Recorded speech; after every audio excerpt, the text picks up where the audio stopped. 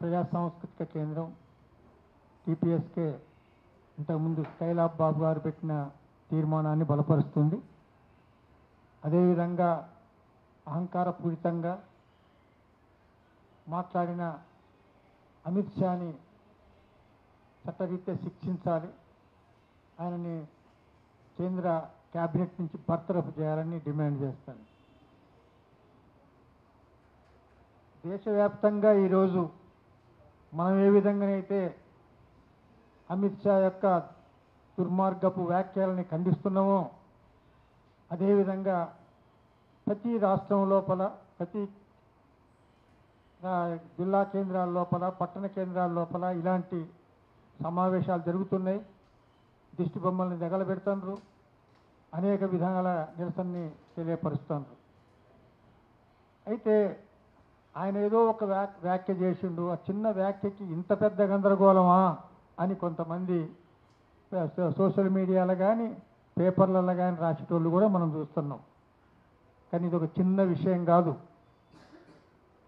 ఆదానిగా అంబేద్కరా అనేది చర్చ, మనువాదమా రాజ్యాంగమా అనేది చర్చ. ఏదేమైనా చేసి రోజు రోజుకి మనువాదానికి వ్యతిరేకంగా, ఈ ఆదానికి వ్యతిరేకంగా ప్రజల లోపల చైతన్యం కల్పించేలాగా ప్రతిపక్షాలు పనిచేస్తున్నాయి. వీళ్ళ నోరు మోయించాల్సిన అవసరం ఉంది. అందుకోసమే ఏదో ఒక గడబడ సృష్టించి పార్లమెంట్ని నడవకుండా చేసి, ఇది చర్చనీయాంశం కాకుండా చేయటం కోసం ప్రత్యేకంగా పనిగట్టుకొని బీజేపీ వర్గాలు చేస్తున్న కుట్ర ఇది. వాళ్ళు మమ్మల్ని ఎవరేం చేయలేరు, మాకు బ్రహ్మాండమైన మెజార్టీ ఉంది, పైగా ప్రజల లోపల, అమాయకమైన ప్రజల లోపల లేదా మతోన్మాదంతో మనం వాళ్ళని ముంచెత్తగలిగినాం, వీళ్ళందరూ మళ్ళీ మాకే ఓట్లేస్తారు అనే అహంభావంతో కూడా వాళ్ళలో కనపడుతుంది.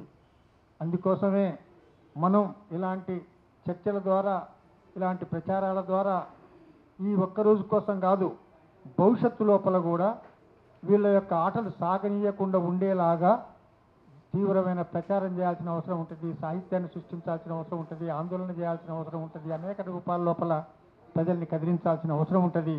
అందుకోసం మనందరం ప్రయత్నం చేయాల్సిన అవసరం ఉంది. ఈ సమావేశం ఆ ఉద్దేశంతో పెట్టిన సమావేశమే కాబట్టి అన్ని సంఘాల వాళ్ళు, చాలామంది అన్ని సంఘాలు, దాదాపుగా ముఖ్యమైన సంఘాలన్నీ వచ్చాయి. ఇక్కడ వచ్చిన వాళ్ళందరూ కూడా సాధారణమైన వ్యక్తులు కాదు. ఆల్రెడీ ఆయా సంఘాల లోపల, ఆయా సంస్థల లోపల కీలకమైన వ్యక్తులు. వీరికి ఈ విషయం తెలిసిందంటే వీరి ద్వారా వందల మంది, వేల మందిగా ఉన్న సంఘ సంస్థల సభ్యులకి ఈ విషయం చేరుద్దని నమ్మకంతోనే నేనున్నా. కాబట్టి అందరూ దీన్ని సీరియస్గా తీసుకొని ఈ కార్యక్రమాన్ని ముందుకు తీసుకుపోవాలని, దేశవ్యాప్తంగా జరుగుతున్న ఇలాంటి నిరసన కార్యక్రమాన్ని కొనసాగించేలాగా మీ మీ సంఘాల ద్వారా, సంస్థల ద్వారా కృషి చేయాలని కోరుతూ నాకు ఈ అవకాశం ఇచ్చిన మీకు ధన్యవాదాలు.